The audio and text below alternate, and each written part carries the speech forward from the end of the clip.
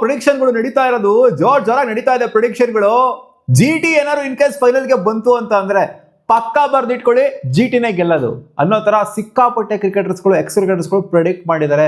GT ಫೈನಲ್ಗೆ ಬಂದಿಲ್ಲ ಅಂತಂದ್ರೆ RCBಗೆ ಚಾನ್ಸ್ ಇರುತ್ತೆ. GT ಇನ್ ಕೇಸ್ ಫೈನಲ್ಗೆ ಬಂದ್ಬಿಡ್ತು ಅಂದ್ರೆ ರಾಜಸ್ಥಾನ್ ಹೊಡೆದ್ಬಿಟ್ಟು ಪಕ್ಕಾ GTಗೆನೆ ಸಿಕ್ಕಾಪಟ್ಟೆ ಒಂದು ಪಾಸಿಟಿವಿಟಿ ಅನ್ನೋದಿರೋದು. ಅಂದ್ರೆ ಅವ್ರದ್ದು ಹೋಮ್ ವೆನ್ಯೂ ಆಗಿರೋದು ಅಹಮದಾಬಾದಲ್ಲಿ ಆಗ್ತಿರೋದಲ್ವಾ ಫೈನಲ್, ಅವರ ಹೋಮ್ ವೆನ್ಯೂ ಆಗಿರೋದ್ರಿಂದ ಅವ್ರಿಗೆ ಅಡ್ವಾಂಟೇಜ್ ಅನ್ನೋದಿರೋದು, ಪಾಸಿಟಿವಿಟಿನೂ ಕೂಡ ಅವ್ರಿಗೆ ಇರುತ್ತೆ, ಒಂದು ಇದಿರುತ್ತೆ, ಅವ್ರಿಗೆ ಒಂಥರ ವೈಬ್ ಇರುತ್ತೆ, ಇಲ್ಲ ಗುರು ನಾವು ಗೆಲ್ಬೋದು ಪಕ್ಕ ಅಂತ. ಬಟ್ ಇಲ್ಲೇನ್ ಕಮ್ಮಿ ಇಲ್ಲ ಗುರು, ಎಲ್ಲ ಏನಕ್ಕೆ GT ಅಂತ ಬರೀ GT ಜಪ ಮಾಡ್ತಾವ್ರೆ ಅಲ್ಲಿ. ಹೌದು RCB ಹೊಡೆದಿದ್ದಾರೆ ಕ್ವಾಲಿಫೈರ್ 1 ಅಲ್ಲಿ, ಬಟ್ ಆದ್ರೂ ಸಿಕ್ಕಾಪಟ್ಟೆ ಕ್ರಿಕೆಟರ್ಸ್ ಪ್ರಿಡಿಕ್ಟ್ ಮಾಡ್ತಿದ್ದಾರೆ GT ಗೆಲ್ಲತ್ತೆ ಈ ಸಲ ಟ್ರೋಫಿ ಅಂತ. ಅದೇನಕ್ಕೆ ಅಂತ ನನಗಂತೂ ಗೊತ್ತಾಗ್ತಾ ಇಲ್ಲ ಮಗ. ಡಿಫೆಂಡಿಂಗ್ ಚಾಂಪಿಯನ್ಸ್ ಏನಕ್ಕೆ ಮತ್ತೆ ಬ್ಯಾಕ್ ಟು ಬ್ಯಾಕ್ ಟ್ರೋಫೀಸ್ ಯಾಕೆ ಗೆಲ್ಬಾರ್ದು? ಗೆದ್ದೇ ಇಲ್ವಾ ಈ ಹಿಂದೆ ಯಾರು? CSK ಗೆದ್ದಿದೆ, ಮುಂಬೈ ಗೆದ್ದಿದೆ, ಏನ್ ಬ್ಯಾಕ್ ಟು ಬ್ಯಾಕ್ ಟ್ರೋಫಿ ಯಾರು ಹೊಡೆದೇ ಇಲ್ಲ ಅನ್ನೋ ತರ? ಅಥವಾ RCB ಅಹಮದಾಬಾದ್ ಅಲ್ಲಿ ಹೊಡೆದೇ ಇಲ್ವಾ? RCB last season Punjab Kings ಗೆ ಹೊಡೆದಿದ್ದು ಅಹಮದಾಬಾದ್ ಗ್ರೌಂಡ್ ಅಲ್ಲೇನೆ. ಬಟ್ ಈ ಸೀಸನ್ ಏನಾಗಿದೆ ಅಂತಂದ್ರೆ ಅಕಾರ್ಡಿಂಗ್ ಟು ಪ್ರೆಡಿಕ್ಷನ್ಸ್, ಎಲ್ಲಾ ಪ್ರೆಡಿಕ್ಷನ್ಸ್ ಹೇಳೋ ಪ್ರಕಾರ ನೋಡ್ತು ಅಂದ್ರೆ ಈ ಒಂದು ಕಾಂಟೆಸ್ಟ್ ಏನಿದೆ ಇದು ಆಲ್ಮೋಸ್ಟ್ 50-50 ಕಾಂಟೆಸ್ಟ್ ಆಗಿರುತ್ತೆ. ಹೌದು, ಫಸ್ಟ್ ಮ್ಯಾಚ್ ಒನ್ ಸೈಡ್ ಆಗಿರ್ಬೋದು, ಕ್ವಾಲಿಫೈರ್ 1 ಒನ್ ಸೈಡ್ ಆಗಿರ್ಬೋದು. ಈ ಒಂದು ಟೂರ್ನಮೆಂಟ್ ಟೋಟಲ್ 3 ಮ್ಯಾಚ್ ಆಗಿದೆ. RCB versus GT head to head. ಅದ್ರಲ್ಲಿ 2 ಮ್ಯಾಚ್ ನ RCB ಗೆದ್ದಿದೆ, ಒಂದು ಹೋಮ್ ಮ್ಯಾಚ್ ನ RCB ಗೆದ್ದಿದೆ, ಜೊತೆಗೆ ಒಂದು ಅವೇ ಮ್ಯಾಚ್ ನ ಅವರು ಗೆದ್ದಿದ್ದಾರೆ GT ಅವರು, ಅದು ಅಹಮದಾಬಾದ್ ಅಲ್ಲೇನೆ. ಅಹಮದಾಬಾದ್ ಅಲ್ಲಿ RCB ನ ಹೊಡೆದಿದ್ದಾರೆ GT ಅವರು.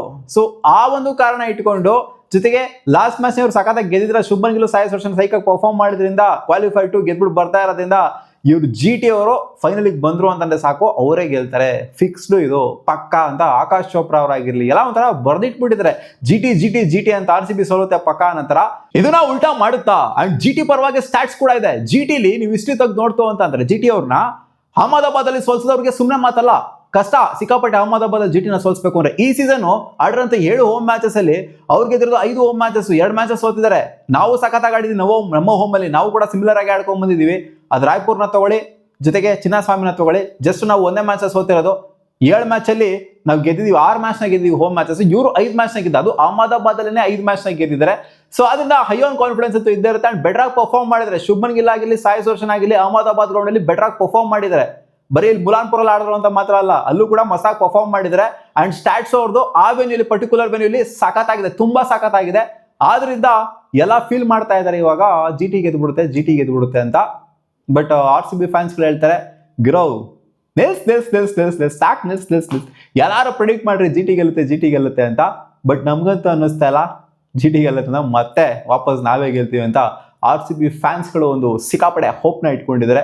ChatGPT ಹೇಳ್ತಾ ಇದೆ, AI ಕೂಡ ಹೇಳ್ತಾ ಇದೆ, GT ಫೇವರೇಟ್ಸ್ ಇದ್ದಾರೆ ಈ ಮ್ಯಾಚ್ ನ ಗೆಲ್ಲೋದಕ್ಕೆ, ಅಹಮದಾಬಾದ್ ಅಲ್ಲಿ ಆಗ್ತಾರೆ ಜಸ್ಟ್ ಬಿಕಾಸ್ ಆಫ್ ವೆನ್ಯೂ. ಇಲ್ಲಿ ಟೀಮ್ ಕಾಂಬಿನೇಷನ್ ಅದು ಇದೆಲ್ಲ ಮ್ಯಾಟರ್ ಆಗಲ್ಲ ಅಂತ ಹೇಳ್ಬೋದು. ಬಟ್ ಆದ್ರೂ ಈ ವೆನ್ಯೂನ ತಗೊಂಡು ಅಂಡ್ ಒಂದ್ಸಲಿ ಆಲ್ರೆಡಿ ಈ ಸೀಸನ್ ಅಲ್ಲೇ ಅಹಮದಾಬಾದ್ ಅಲ್ಲಿ RCB ನ ಸೋಲ್ಸಿರೋದನ್ನ ತಗೊಂಡು ನೋಡ್ತು ಅಂತ ಅಂದಾಗ ಖಂಡಿತ ಚಾನ್ಸ್ ಇದೆ ಇವರಿಗೆ ಸೋಲ್ಸೋದಕ್ಕೆ. RCB ಸೋಲ್ಬಹುದು ಅನ್ನೋ ತರ ಇವರು ಕೂಡ ಹೇಳ್ತಾ ಇದೆ, ಅಂದ್ರೆ AI ಕೂಡ ಹೇಳ್ತಾ ಇದೆ. 54% ಪಾಸಿಬಿಲಿಟಿ ಇದೆ ಗೆಲ್ಲೋದಕ್ಕೆ, ಆಲ್ಮೋಸ್ಟ್ 54%, 46% RCB, 54% ಚಾನ್ಸ್ ಇದೆ GT ಗೆಲ್ಲೋದಕ್ಕೆ ಟೂರ್ನಮೆಂಟ್ ಅನ್ನೋ ತರ. GT ಗೆದ್ರು RCB ಗೆದ್ರು 2ನೇ ಸಲ ಟ್ರೋಫಿ ಗೆದ್ದಂಗೆ ಇರುತ್ತೆ. ಇಬ್ರು ಯಂಗ್ ಕ್ಯಾಪ್ಟನ್ಸ್, ಶುಭ್ಮನ್ ಗಿಲ್ ಆಗಿರ್ಲಿ, ರಜತ್ ಪತಿದಾರ್ ಆಗಿರ್ಲಿ, ಸೊ ಇಬ್ರು ಕೂಡ ಇಂಡಿಯನ್ ಕ್ಯಾಪ್ಟನ್ಸ್ ಅಂಡ್ ಇಬ್ರು ಕೂಡ ಪ್ರೂವ್ ಮಾಡ್ಕೊಂಡಂಗಿರುತ್ತೆ. ಇವ್ರು back to back season prove ಮಾಡ್ಕೊಂಡ್ರೆ, ಇವ್ರು ಫಸ್ಟ್ ಸೀಸನ್ ಪ್ರೂವ್ ಮಾಡ್ಕೊಂಡಂಗಿರುತ್ತೆ ಶುಭ್ಮನ್ ಗಿಲ್ ಅವರು.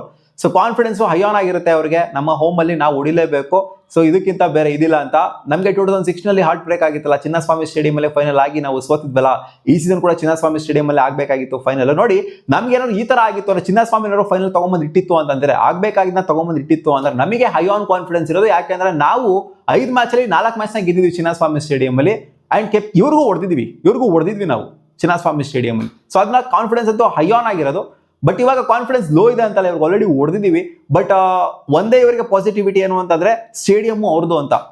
ಅಹಮದಾಬಾದ್ ಸ್ಟೇಡಿಯಂ ಅಲ್ಲಿ ನಾವು ಹೊಸದಾಗಿ ಪರ್ಫಾರ್ಮ್ ಮಾಡ್ತೀವಿ, ನಮ್ಮನ್ನ ಸೋಲ್ಸಕ್ಕೆ ಮೀಟರ್ ಬೇಕು ಇಲ್ಲಿ ಅಂತ.